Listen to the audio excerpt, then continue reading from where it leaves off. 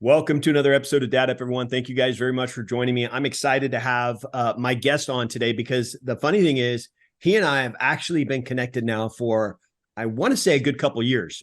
He and I have been following each other on social media. I say connected, I mean social media connected for the last couple of years, and he's got a cool business. And he's a really neat dude and a neat family man. And I'm really excited for him to share it and talk about his business because it's actually appropriate for this time of year, being football season. But anyways, my good friend Mike Silva has joined me on Dad Up. Welcome to the show, my friend. Thank you so much, Bryan. I'm so excited to be here. Can't wait to dive into this. Yeah, absolutely. It's funny when we got connected. I'm not like, I think it was a couple years ago. I literally think it was a couple years ago that we started kind of tracking each other on social media. And your business is really neat. It's entertaining. It gives people activities to do while they're kind of hanging out, whether it's at home or at the stadium. But this is football season. This is like prime time for you, right? I mean, this is prime time for you. But we're going to get into your business. But for my listeners, maybe who don't know who you are or much about you, let's talk about your back history, kind of how you grew up, your your family life, all that kind of stuff, and then how you got into what you're doing today. And then obviously this is a dad podcast, so I want to know about your family as well. Sure. Excellent. Again, my name is Mike Silva. I grew up in Manalapan, New Jersey, which is in the center part of the state on the East Coast. And I have, two great parents. I grew up with a brother, and we lived in a neighborhood where there was a lot of kids. And this was before, social media, having a phone in your hand where all your entertainment was. The way we entertained ourselves was to go outside and play. Right. So, and we would play until the sun went down, and then we went home and had dinner. But we played street hockey, we played football, we played stickball in the cul-de-sac. We did all of these things. And so one day, it was actually Thanksgiving, and my brother and I were home. All of our friends were away, visiting their families. And my brother and I wanted to play football. So how do you play football with two people?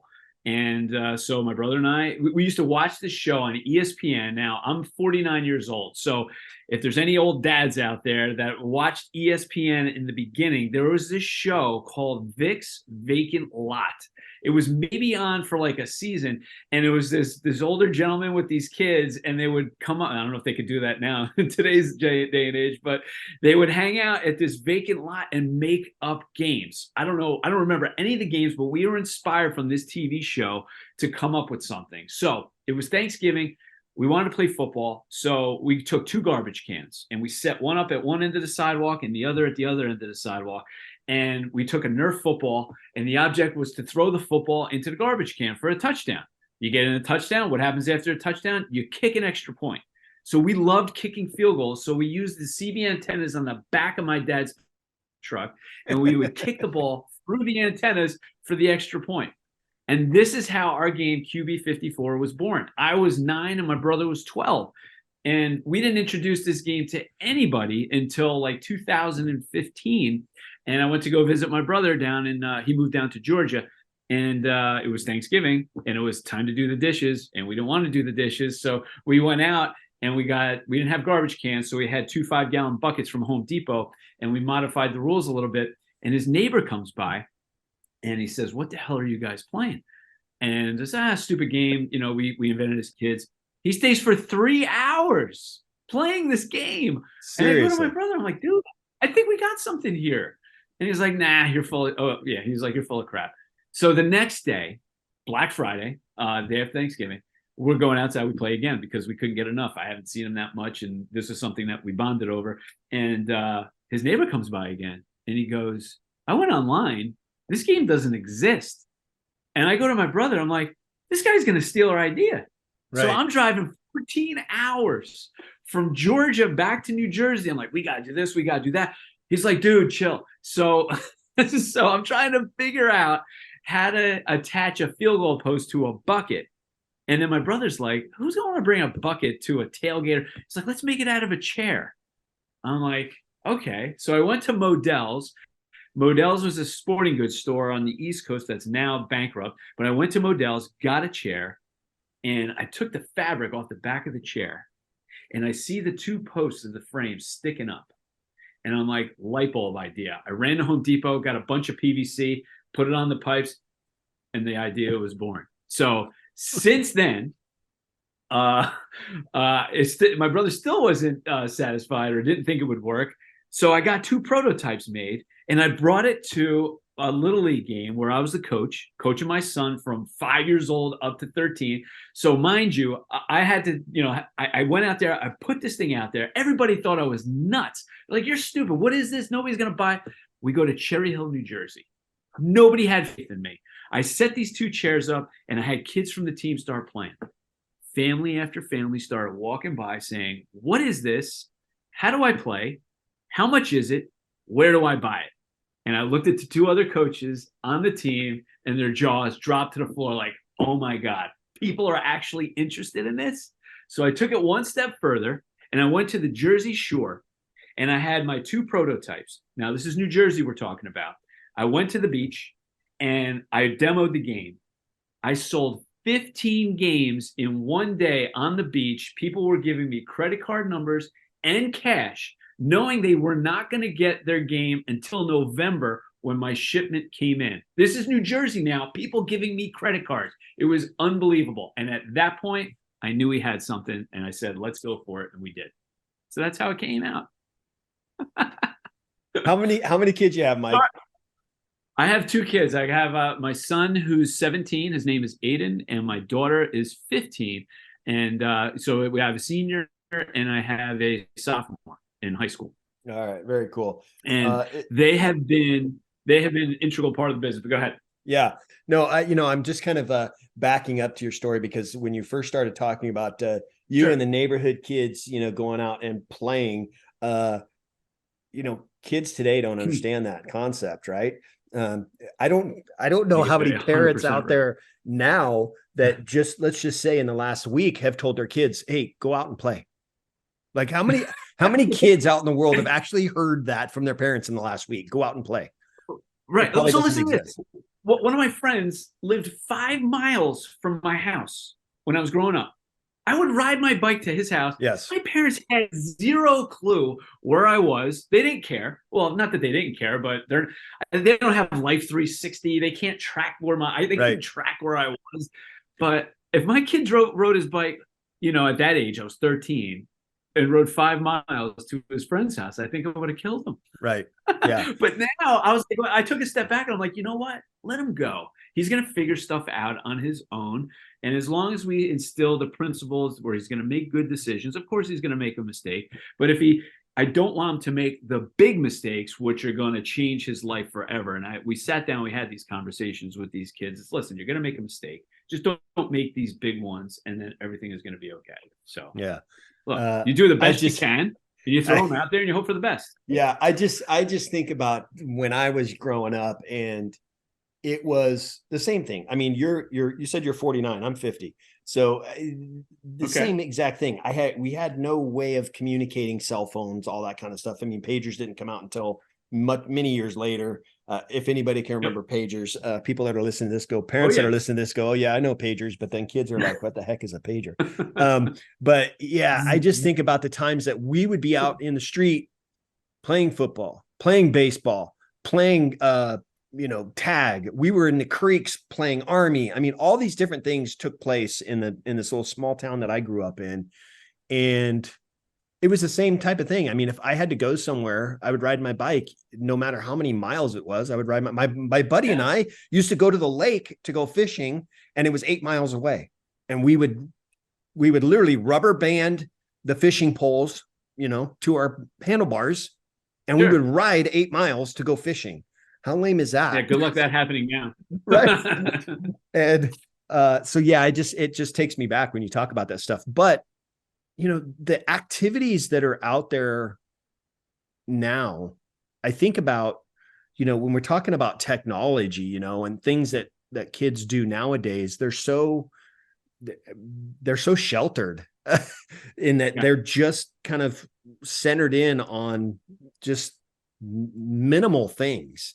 And to think that, hey, we can go and enjoy this activity, like you said, you and your brother were doing, and get a lot out of it, at the same time making a business for yourself where people are wanting to experience it, is awesome. And the fact that you're having your kids involved is really, really cool.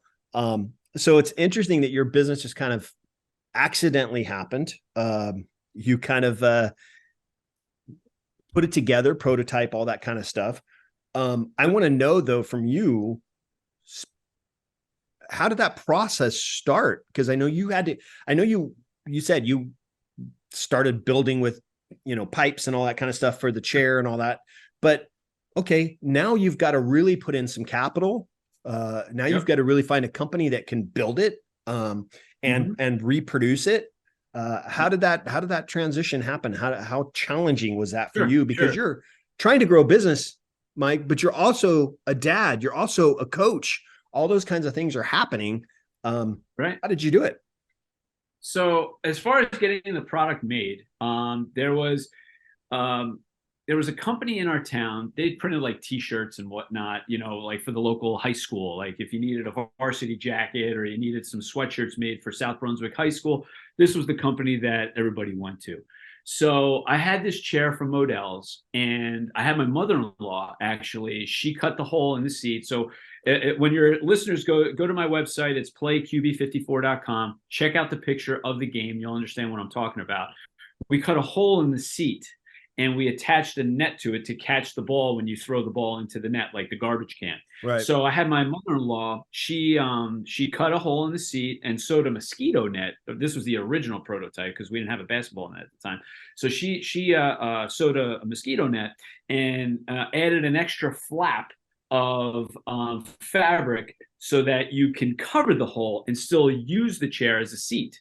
Again, it's self-explanatory when you look at the picture. But so I had this prototype.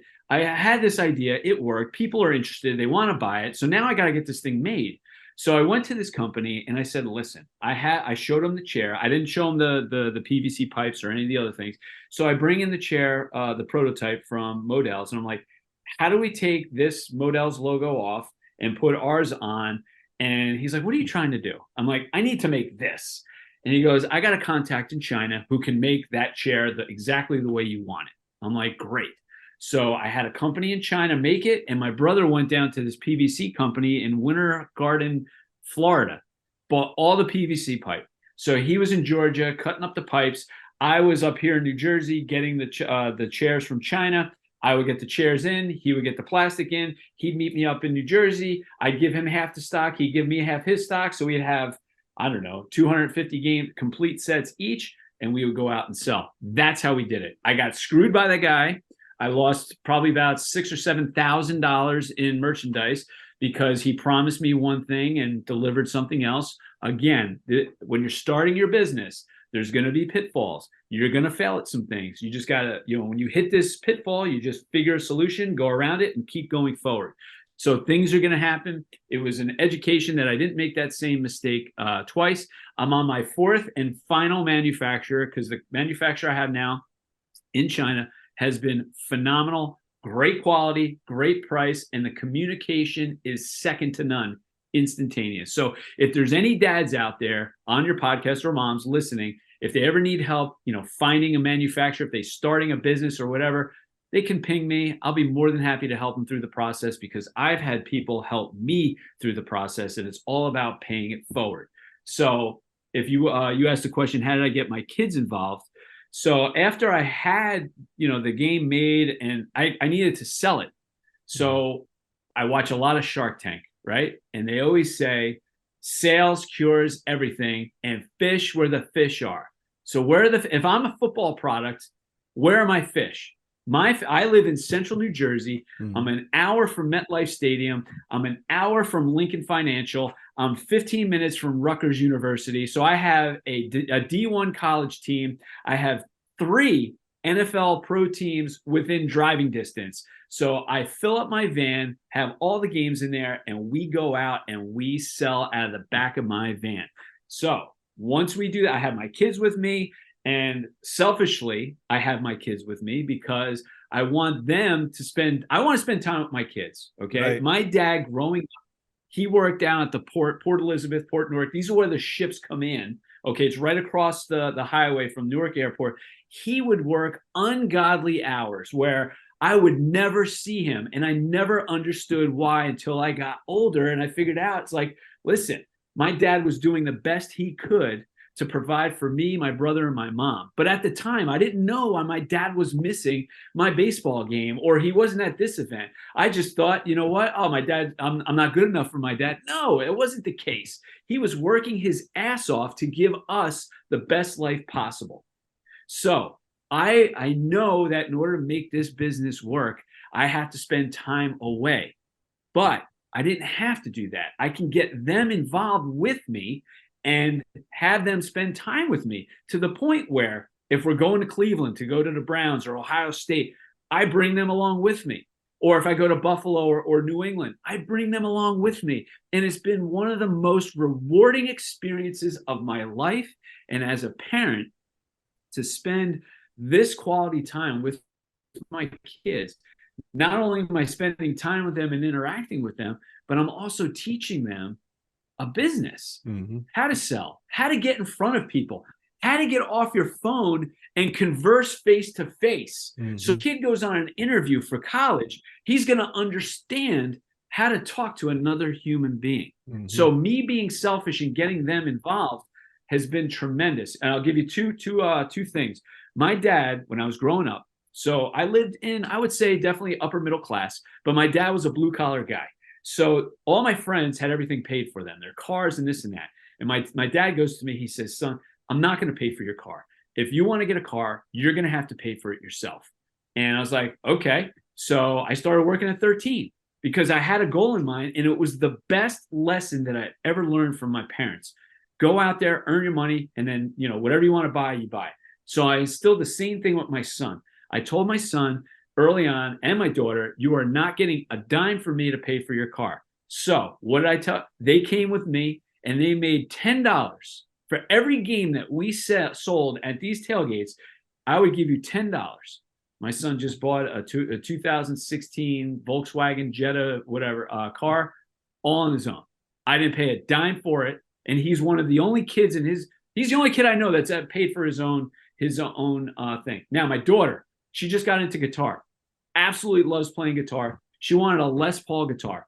And I was like, listen, that thing's $1,300. I'm like, I am not paying for this. You're going to pay for it. What's her So her motivation was, Dad, when's the next Giant game? When's the next Jet game? So she comes with me. She bought a Les Paul guitar for $1,400 and a $600 amplifier all on her own from working with me and selling the game. So that's how I get them involved. And that's how I'm trying to teach them the value of the dollar and going out there and working hard. So sorry, I got diarrhea. No, I know you get fired up because I understand your passion. And it's funny that you talk about that you talk that way, because I grew up the same kind of way. My dad was like, look, I'm not buying you anything. If you want something, you're going to have to work for it. I was working a paper route at 11 years old to make money.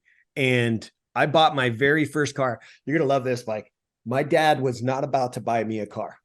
I bought my very first car, and I knew this very young because I bought my very first car at 12 years old. It was a 1962 Chevy Nova.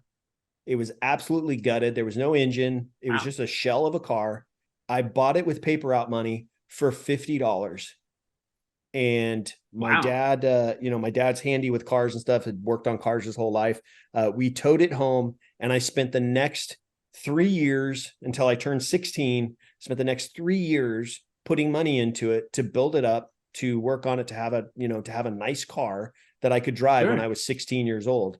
And I mean, I even bought another Nova to take parts off of it, to put onto the car, but I had a nice paint job. It had a straight six, engine in it, had interior was all done, upholstered, everything. And yeah. So when I was 16, you took care of it. I took care of it because you paid for it. Exactly. And that was my dad's lesson. He's like, look, if I buy you something, you're not going to appreciate it. But if you buy it, you'll take care of it. You'll appreciate what you have. by 100%. you working for it and earning it and doing it yourself. And, And listen, I was the only kid, Mike. I was the only kid of all my friends. I was the only one that had a car. Everybody wanted to ride in my car because their parents couldn't afford to buy them a car or wasn't going to buy them a car. And I was the only one that had a car out of all my friends. So you're the parents that are listening to this, they're going to be like, okay, that's all great and everything, but my kid's got soccer, she's got baseball, she's got this. When are they going to work? Okay. With the invention of this, when COVID hit, okay, my son, right before it happened, I'm a big Pearl Jam fan, right? Love Pearl Jam, been a huge fan of them forever. And my son had a project, and he had to create a portrait of somebody famous using words. And he never told me this. I went in his backpack, I don't know, and I was going through his folders. I think I had to get something out of there. And I see this portrait of Eddie Vedder in there. And I was blown away. So what did I do? I went on Facebook, and I'm a member of some of these fan clubs. And I said, hey, guys, what do you think of this? Would anybody want to buy something like this? Oh, no. I just put it out there, and I said, hey, what do you guys think? And one guy says, are you selling this? Light bulb. And I said, all right, let's do an auction. Let's do an auction and sell it for, $1, start it for $1, and then see where it goes from there. And then one guy says, why don't you just make copies of them, sell prints? So you have the original, you just keep making prints of it. So he did. So they started with one. They sold over $20,000 worth of prints. Oh, wow. $20,000 worth of prints. Yeah, that's cool. Right? Of different artists that they're doing, right? And they did this in their time off using the phone. Right. So there's so much technology that they have at their fingertips where there's so much downtime. I can't stand when people say, oh, I don't have any time. Every time I go to my kid's room, he's on his bed laying down, staring at the screen, looking at TikTok. Right. I'm like, dude, you have plenty of time. If you just looked at what you had, you could do something with it. So anyway, sorry. No, I get it. Yeah. So yeah, I mean, it's crazy how times change, but one of the things that you talked about, that you brought up about the business side of things is, sure, when you're growing a business, especially the type of business that you have, yeah, you're going to have to do some cold selling. Like, you're going to have to go up to people and actually show them the product and hope that they buy it and try to talk them into buying it. Right. Sure. And you would go to these stadiums, whether it's pro or college, you'd go to these stadiums and do this, show it off and sell it out of the trunk of your car, or out of the back of the truck, whatever. It reminds me, there are so many stories like that, success stories like that started off that same way. And when you talked about it, one of the things that came to mind for me, I don't know if you're familiar with it or not, but it's a brand. It's a clothing brand. It's called Tap Out. Oh yeah. From MMA. Yes. You said MMA. Absolutely right. Tap Out was created by a friend of mine. His name is Dan Caldwell. He's a good friend of mine. He and his partner came up with this clothing line for MMA, for wrestlers, all the that kind of industry. And they were doing that. I'm going to have to text Mike and tell him I was talking about his product, but they were doing that. They were selling it out of the trunk of their car at these events. Yeah. And ended up selling the company for billions of dollars. I mean, literally, it's astronomical, absolutely insane amount of money. Right. And it was just started off of an idea out of the back of a car to make a few bucks, never knowing where it would go. So these little stories, and the reason I bring that up is because, listen, there are little stories like this out there where people are success stories like Mike, and like what Mike's doing here and what my buddy Dan's did. But you have to keep in mind, it's so easy now to come up with these ideas, and it's so much easier now to promote a product and make it a success than it was back when Dan 100%. Started selling out of his car, or Mike started selling out of his car. There's so many more ways that you can make money now that make it so much easier. And for your kids in particular to be able to see this and experience this is invaluable life lessons. They may not understand it now. All they understand now is, hey, I need this guitar, so I need to make a few bucks, and Dad's going to help me doing it by selling his product. That's all they see now. But when they're 10 years down the line, they're going to be like, there was some lessons in there that dad was trying to teach me Yeah, about I business. hope so. And I hope this is so. exactly why I've started this business, or this is exactly why I'm working for this company and selling this. All those different things happen. So what you're doing is really laying the groundwork for this isn't really about you, Mike. This is about a product that will make people happy, that people can enjoy and love. But this is about a legacy for your kids. This is about a legacy of this business, this product to teach your kids. Yeah. I mean, you know what I mean? It's 100%. It's And a lot of people, I love it. A lot of people that are in our say, there's a dad that's, maybe listens to this, or mom that's listening to this, like, I got this great idea, but I'm scared. Everybody's scared. Look, everybody's scared to fail. Right. And I'm one of them. I mean, we invented this as kids back in '83. Okay. And, I'm surprised you didn't ask me what took you so long to start selling in 2015. Well, I was scared. I didn't know what people were going to think about this product. I didn't, are they going to make fun of me? Is it going to fail? Look, when you have something good or anything in life, a good friend of mine told me about the crab mentality. If you put two crabs at the bottom of a bowl and one crab tries to crawl out, the crab at the bottom doesn't want to see this crab succeed. So what do? They drag him back down to the bottom of the bowl so they can't see this guy succeed. So there's going to be a lot of jealous people out there. There's going to be a lot of people that are going to naysay. You're going to fail left and right, but you're not going to know until you go out and do it. So, and you don't have to go all in right away. I mean, test the market out a little bit. If you have like a cookie business or whatever, or if you want to start a dog walking business where the outlay is $20 for a leash. Just go out there. There's so much time that you could start something and get, some income coming in that's on the side of what your main business is. But I would just tell the people that are listening, just go out there and do it. How many times have you really failed and you weren't able to get back up? You always land on your feet, or you can always land on your feet, and don't be scared of it, because you're going to learn that lesson. Just like I was out $5,000 from that first manufacturer. I could have folded up my tent and went home, but no, figured out a solution, keep moving forward. Yeah. Yeah. There's always going to be roadblocks. There's always going to be things that come up that, hey, could derail you. If you take that mindset, if you have that mindset, like, oh man, that just means it's not going to work. I failed here, or this cost me this much money, and now that just means it's not going to work.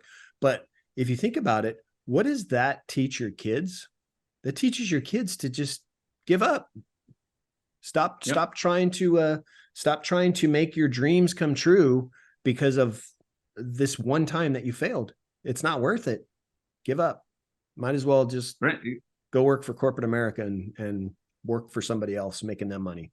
The fact that you, just your ability to understand that and continue to push through challenges and roadblocks, that in itself teaches your kids so much. They see their dad really making these efforts to make his business a success and taking these extra steps and really overcoming these challenges. That's a huge lesson that your kids are seeing. And maybe they don't understand it right now, but like I said, 10 years from now, they'll definitely understand it. Sure. They won't let me know now. I know that for sure. They'll never give me credit on anything. But 10 years from now, when they mature and they have their own kids, hopefully they'll give me a nod. We'll see. Yeah.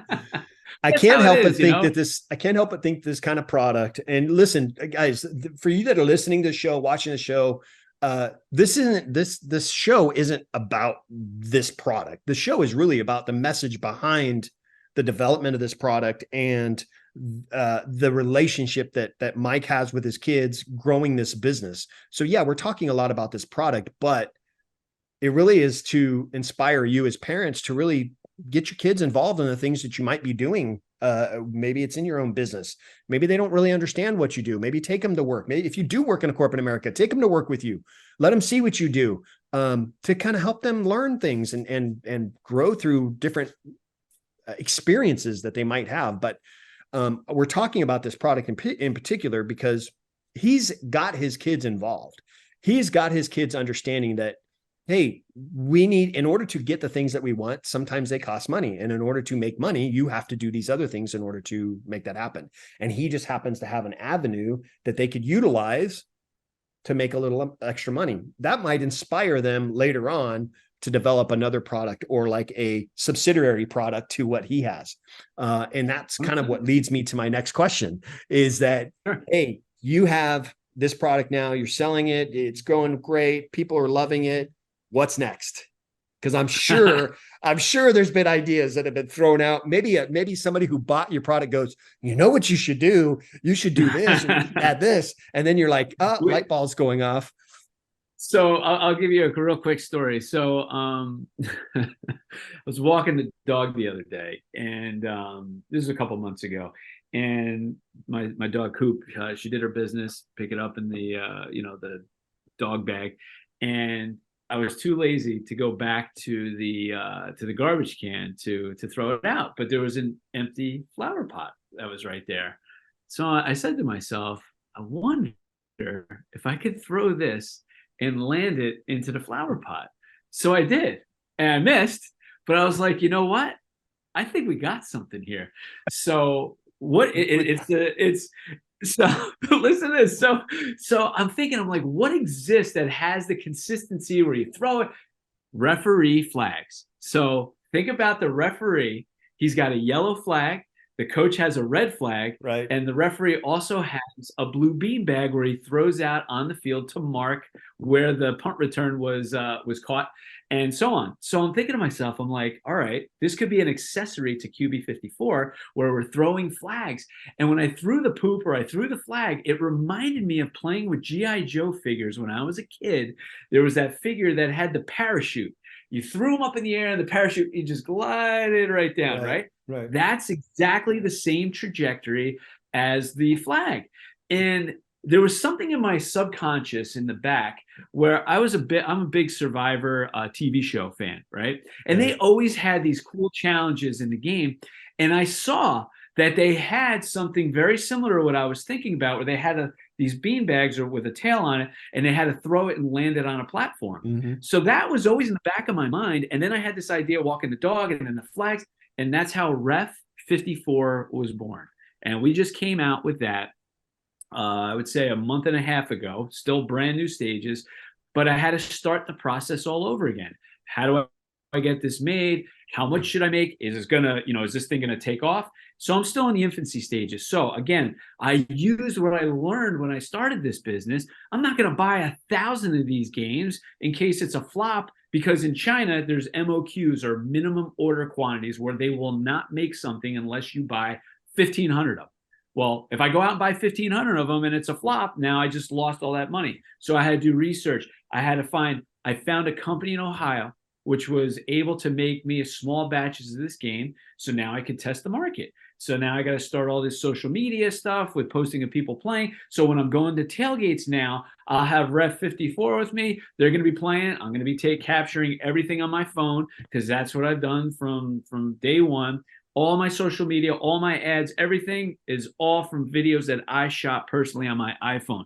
So starting the process all again. So it's like pushing that boulder up that hill. Every once in a while, you want to take a look over your shoulder and see how much progress you made. So I'm at the bottom of the hill now, but I look forward to the journey moving up. So that's Ref 54. That's a new product that's coming out. See? Told you. I knew there was something either in the works or something that was an idea that was starting to formulate. It all came from throwing dog poop. Right. Go figure. Right. That's funny. I just I don't know if I'm like, why was he throw it into a planter? Because I was lazy. I didn't want to come back, and it was a challenge. That's awesome. Mike, what about your kids? Have they come up with any ideas for you, or maybe thought of expansion in some way for their own ideas or so they, like my son, he's now applying to colleges, right? Mm-hmm. Right. So, and we just went to a Duke University seminar in Jersey. They came up, and I started reading his essays. You know, that he's doing for his application. There's the Common App essay, and there's all these other essays that supplementals for these different schools. Now, my son, both my kids are very smart. My son is, he's extremely smart. Let me take a step back.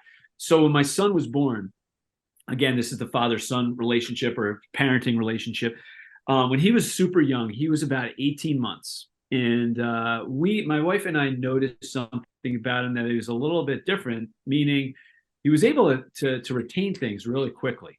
And my wife, on this day, I'll never forget it. She went to a PT seminar and she was gone, I don't know, about 8 hours. So it was just me and my son. First time probably alone with him ever since he was born, 18 months. And I said to him, I said, Aiden, do you want to go to the toy store and get a jigsaw puzzle of the map? And a jigsaw puzzle of the USA map. He goes, okay. He probably had no idea what I was talking about. But I remember when I was young, probably like 6 or 7 years old, I helped my neighbor across the street study for a U.S. Capitals test. And when I was testing him, ever since then, I knew every state, every capital, right? So I'm like, maybe my son can do this. So we went to the store, got this jigsaw puzzle. Within the span of 8 hours, he knew every state, every capital, based on the shape of the state, because it was a jigsaw puzzle, right? West of the Mississippi. So my wife comes home, opens up the door, and I said to my wife, Jan, I said, Jan, go ask Aiden, hey, what's the capital of California? And he goes, Sacramento, in his 18-month-old voice, right? So she was flabbergasted. So I'm like, this is at the beginning of YouTube. So I'm like, all right, and you guys got to check this out. I have video of him at 2 years old, going over all the states, all the capitals, and nailing. I put it on YouTube, and the producers of Regis and Kelly saw it and said, hey, do you want to come on the show? So we went on the show, and he was on. He did his thing. He won a Relly Award, which is one of their like Emmy Awards for the show. And he gave his acceptance speech. And his acceptance speech, Regis leans into him. He says, hey, Aiden, is there anything you want to say to America? And he goes, I just pooped on the potty. Because he just learned how to poop on the potty that day. And that's what he tells America, that he pooped on the potty. And it all comes full circle because he's using that story in his essay for college. And he's opening up his essay with, I pooped on the potty. Because that's going to gain the attention of the person that's reading the application. Like, what the hell is this? So anyway, let me circle back. So he's really intelligent. He does all these other things. I taught him how to count cards, blackjack, and play blackjack at 3 years old, giving change and all this stuff. I just saw this stuff, and I put all this energy into him just to throw shit against the wall to see what would stick, and it all sticks. So he's writing his college essays now, and he's using his experiences from QB54 because he's going to school for statistics, possibly business, entrepreneurship, because of what he's experienced with me. It sparks some interest. So now he's using his experiences and he's writing about it. Who knows? Hopefully it'll help him get in. I don't know. It's super competitive, and I got to figure out a way to pay for college. That's why I started QB54. That was my motivation, because I know I needed something to pay for this, and we'll see what happens. Yeah, that's awesome that he's using that story for the college essays. That's I mean, right? You're right. They're going to look at this and go, what the hell is this? And then it's going to pique their interest to read it. However, Mike, I must warn you that sure, I don't know that he's going to be too thrilled about you sharing this on a podcast where he might have friends that would listen to this, or parents of his friends that would listen to this and hear that story and not ever have heard that story before. So you might have that issue.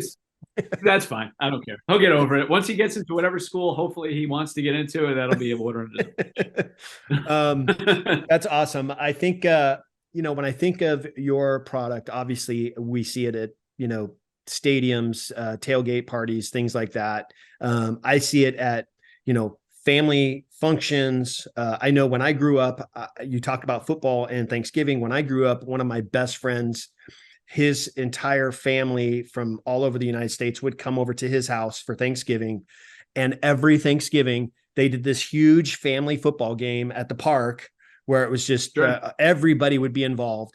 And I used to participate. I used to play in it. And so I see this kind of thing, at those kinds of events. I also see this product, I call it a thing, but this product in stores. And the reason I bring that up is because what's coming back. I don't know if you've heard or not, but the store that is coming back is Toys R Us. They was it just a few years back that they filed BK and closed down all their stores and they were long gone. Now another company's bought them and is reviving the store. And I think they're opening up like 24 or 40 something stores. Nice. I don't know, throughout the United States. That might be a store that I could see this product being in. For sure. 100%. Have you considered selling in stores? We have. I was actually there was a excellent gentleman. He worked for Bed Bath and Beyond, and he saw my product. I don't know if it was at a lacrosse game or something like that, or a friend of his saw it at a lacrosse game and told this gentleman about our product. And he managed like 50 stores, Bed Bath & Beyond, before they filed for bankruptcy. And he wanted to test it out in Delaware, Pennsylvania, and New Jersey. And that was my first experience in retail. And retail is very difficult. You have to be very careful on how you craft your contracts with them. I was very young at the time and, in the business. And I didn't know a lot of things. Again, another learning experience. Right. So I tried, it maybe wasn't the best store that we could be in because it didn't really translate well as Bed Bath & Beyond. It's a home. But I was excited. I'm like, shit, we can get into a retail store. This is awesome. So it was right around Christmas and it wasn't selling well. So what did I do? I packed up my van, went down in front of this store in Delaware. They sold 2 games in the span of 6 weeks. So I went out there with a table, a megaphone, and stuff set up. I sold 40 games in one day at that store by me being out there in front of there. And I was pulling people from Dick's with the megaphone. Look, it's all about putting yourself out there and not caring about what other people think. When you can get past that hurdle, sky's the limit. So the old me going out in front of a store with a megaphone trying to get people from Dick's. No, the best game's not over at Dick's.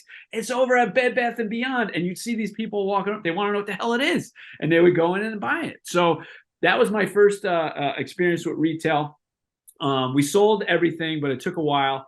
But I never got back into it because we were making more of our money online doing Facebook ads and Instagram ads and we're reaching more people. So it was more beneficial from that standpoint. And the other thing is this, if you think about this and the mom and dads that run a business, I have a monopoly on my product, meaning it's mine. Nobody else has it. Nobody has the rights to it. I have patents and all this kind of stuff. So if I go to a store and, I sell it to Walmart for, I don't know, $25 or $50 and they're going to sell it for 100 or whatever, however, they want to pay nothing for it, but they're not going to do any advertising. I'm going to spend all my advertising dollars online. But if they go buy it at Walmart, I'm losing a lot of that margin because they're going to go buy it cheaper at Walmart and I'm paying them, they're only paying me half the price of what I could get it from the consumer that's actually physically online buying it. So we sell it on my website and we also sell it on Amazon. We're on Amazon and QB54.com. Yeah. Are there plans in the future? Yes, I would like to, but I want to make sure everything lines up and everything makes sense. What about you said you're a Shark Tank guy. What about that? Have you looked into applying for that show? So I applied twice. Twice to Shark Tank, and we got it to the second round, and we didn't make it through. The first month of business, I put a video into what the heck's the name of the it's escaping me. It's a crowdfunding site for business. Kickstarter. So I went on Kickstarter and everybody's like, oh, this honeybee thing, they wanted to raise 25 grand and they wound up raising 4 million. So I'm like, holy cow, this must be easy. So I started a Kickstarter campaign, wanted to raise $25,000. Guess how much we raised? I have no idea because this could go one way or the other. $800. Okay, so it went the other way. A colossal fail. But there was a producer from a new TV show called Steve Harvey's Thunderdome. And they said, hey, they liked the video that I put out there, loved the personality, loved the product, and said, hey, would you guys, this is a month into our business now. We don't have anything made. Would you guys like to come out to California and for a week and be on this new TV show? And we're like, yeah. So we went out there and we got on Steve Harvey's Thunderdome. We were on episode 7, I think, in front of 4 million people our product's out there within a month of our business. And I'm like, wow, strap in. This is going to be a crazy ride. So we went out there and we had a blast. It was fun. That's so cool. That's so cool. That's awesome. Good for you, man. I think it's remarkable. I do love the product. It's a fun activity to do when you're trying to kill time before a game, right? Sure. But at the same time, it gets people involved. It's not like in golf, you're out there by yourself hitting the ball with the stick, right? But this is a product that gets everybody involved. You got people that are spectating, watching and cheering and blah, blah, blah. Sure. So there's a lot of activity around this product. And listen, that's families. the reason. That's the reason why we invented this product. Obviously we want people to play the game and have fun, but the more and more you're on social media or the news, everybody's being divided and being, right, split in the middle, pushed to the side. We want to bring people together, have right, fun. You know what? Put your differences aside for an hour, 2 hours. Get the kids off the phone, off the screen. Get outside in the fresh air. This is 100% low-tech fun. And then kids just eat it up. Kids, parents, grandparents. I have video. I have footage. I have testimonials of grandparents saying, thank you so much for making this game. Now I have something to bond with my grandkid over. I have something to bond with my son over. Look, I'm getting chills from this. It doesn't take a lot of effort. Here's another thing. It doesn't take a lot of effort. No. And there's one other thing that I had no clue that this was going to happen. There's a gentleman by the name of David Lionheart. He started an awesome foundation called Play for Your Freedom. And he's not a military guy, but his good friend was a military guy, went over to Afghanistan or Iraq, came back, totally changed, okay? PTSD, the whole nine. And he's like, listen, there's nothing going on for these guys. So he started this organization, playforyourfreedom.org, where he got support from ex-NFL players, where they're going from VA hospital to VA hospital, getting these guys out, playing a two-hand touch football game. Because when you're in the military, you have that brotherhood mentality, that camaraderie. When you come home, it's gone. So he wanted to instill that again, saying, hey, you're not alone. We got these guys out here. Let's play some football. He saw my product and he's like, listen, there's a population of guys in these hospitals that can't play in the two-hand touch game. They might be paralyzed from the waist down. They might be an amputee where they can't participate. My game, he saw as an adaptive tool to get everybody involved. So the guys that are in wheelchairs or who can't run can play football using QB54. And that blew my mind that the game we made as kids is now having an effect on the heroes of our country that served and gave almost everything they had, because they came back, for our freedom. And look, this isn't a political thing at all. I don't care what side of it's just a human story where a person goes out, comes back, they did stuff for us. Now I get to do stuff for them, and they're giving me the ability to do that, which is so rewarding. So that's awesome. For somebody that, I was in the Marines myself. So for somebody that has spent time in the military, I know that anything like that is really for the benefit of our military personnel, our veterans, is always, it really touches my heart, because obviously, I spent 4 years in the Marine Corps, mainly stationed here in the States, but I spent time overseas. And there are so many of our military personnel that are away from family, that are away from loved ones, that are essentially lonely because they're not around their family and they're trying to defend our country. And to have things come up for them, whether it's care packages, things like that, letters from people, even your product. That kind of stuff can really help make a time overseas or away from home for our military veterans, our military. I want to say personnel. something. Yeah. I want to say something to you, and I want your honest opinion on how you feel about it. And I'm always conflicted when I say this, because I don't know the person on the other side receiving that. If it's, I want to say thank you for your service. So thank you. You're receiving that. I'm conflicted whether the person that's hearing that, is it like, oh my God, I got to hear this again? Or do you appreciate when people say that to you as a veteran, or do you get offended, or how do you take that when somebody comes to you and says, "Hey, you know what? Thank you for your Here's the thing that you have to understand, and this is kind of a little sidebar from what we're talking about on the show, but as a veteran, whenever I hear that, whether it's from a 7-year-old little boy who was probably encouraged by his parents to go thank the veteran, right, or another veteran thanking a veteran, it doesn't matter what the walk of life is for that person that's thanking that veteran. It is always appreciated. I would slap a veteran in the face if he said, "I'm so tired of hearing that," because you're defending you spent time protecting our country and giving the freedom that people have, and for them to express their appreciation for you doing that, it's hard to put into words how much it's valued from me as a veteran hearing it. Sure. And what I like to say in return for that, when people tell me that, because I see it all the time. I mean, whether I have sometimes I wear my hoodie, that's a Marine Corps hoodie. Sure.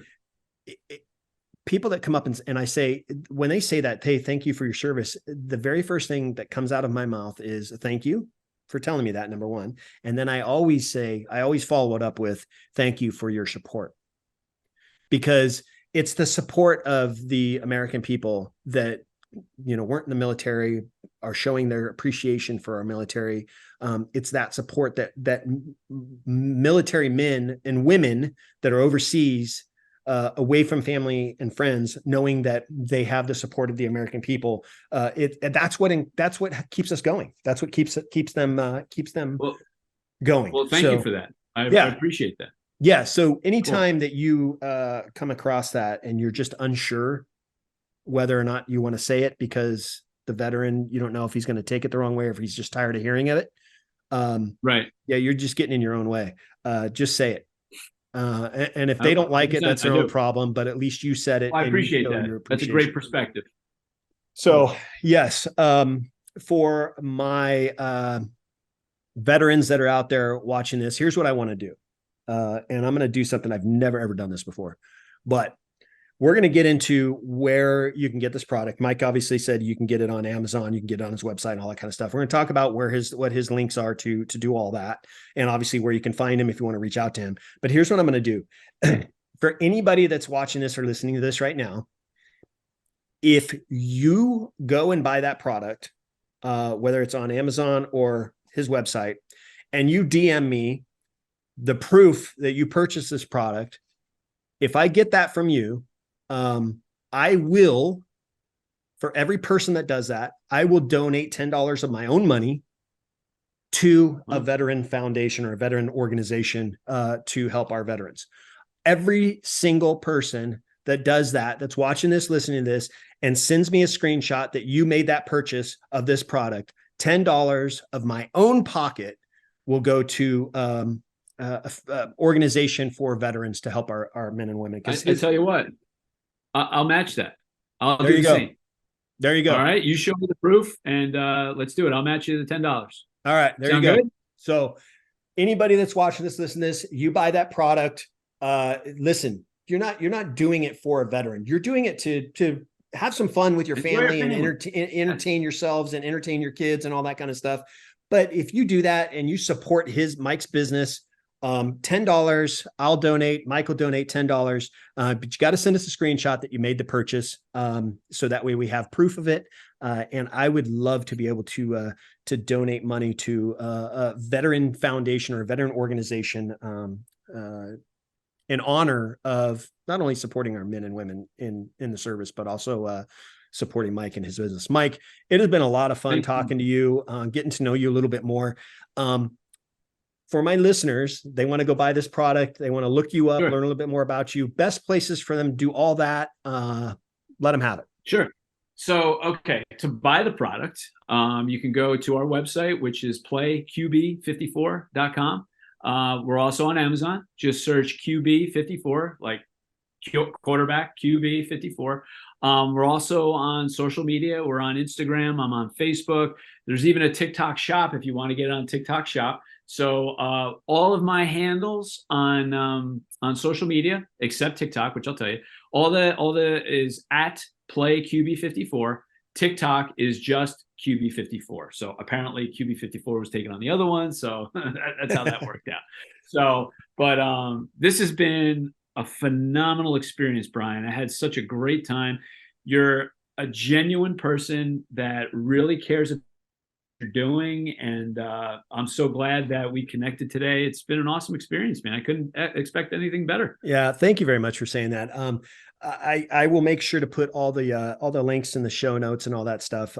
But like I said in the very beginning, you and I have been connected now for a couple of years, and I'm like, why haven't we had you on the show yet to talk about you and you being a dad and your kids and the business and the product that you, I mean, this is hands down what we should have done 2 years ago. But we're doing it now. We did it now. So yeah, it's all good. Absolutely. All good. Listen, Mike, I'm looking forward to continuing our friendship. And if there's 100%. anything that I can do to help you along the way, please make sure you let me know that. Obviously, we have each other's contact information, so we will definitely stay in touch that way as well. And if I'm ever in New Jersey or you're ever out in Southern California, let's make sure we hit each other up so we can break some bread together. 100%. And if you ever need another guest on the show in the future for like an update, I'll be more than happy to come on. We will definitely take a look at that too. Absolutely. Thanks again, Mike. I really appreciate it, brother. Listen, guys, this has been an awesome episode. I know that this is an episode that is always about parenting and about being there for our kids and helping our kids through things. This one's a little different because we were talking a lot about a product, but there was some value to this product and what Mike's doing, not only for his business, but also with his kids. And you heard some of the stories that he told about his kids saving money by selling this product so that they had stuff that they could go spend money on themselves. This was a show really about how do we get our kids involved in the things that we're doing as parents, and how do we teach them life lessons? And Mike's doing that with his own kids. So I really enjoy the product, number one, but I really enjoy the stories that he shared. And I certainly hope that you guys go check out his Instagram, go check out his social media, go check out the product, give it a shot. And if you're interested in it, make sure you screenshot it, send it to me and send it to Mike so that way we can live up to our promise of donating a little bit of money to help veterans out there. I'm just really thankful that you all stuck around and listened to this. And I hope that you take me up on the offer as far as picking up the product. Take a look at it. If you have questions about it, you can send him a DM and ask him questions before you make the purchase. That's fine too. Yeah. He's very active on social media. So trust me, he will respond to you. And as I said, as I always say, if you have not yet subscribed to my show, please make sure you do that so you don't miss any of the awesome guests like I have on each and every single week. And as always, I look forward to seeing you all on the next episode of Dad Up. Wow, another amazing episode in the books. So much was shared, and I'm truly grateful my guest was able to pour into you to help you elevate your dad game and really dad up. Make sure you bang that subscribe button so you don't miss a single episode. And while you're here, please don't forget to leave me a rating and a review. I always appreciate the feedback. And one last thing, don't forget, your role as a dad is one of the most important roles you have. So if you need a little help or have questions, don't hesitate to reach out to me on my website at daduptribe.com or at my Instagram page at Dad Up Podcast. Until next time, everyone, Dad Up.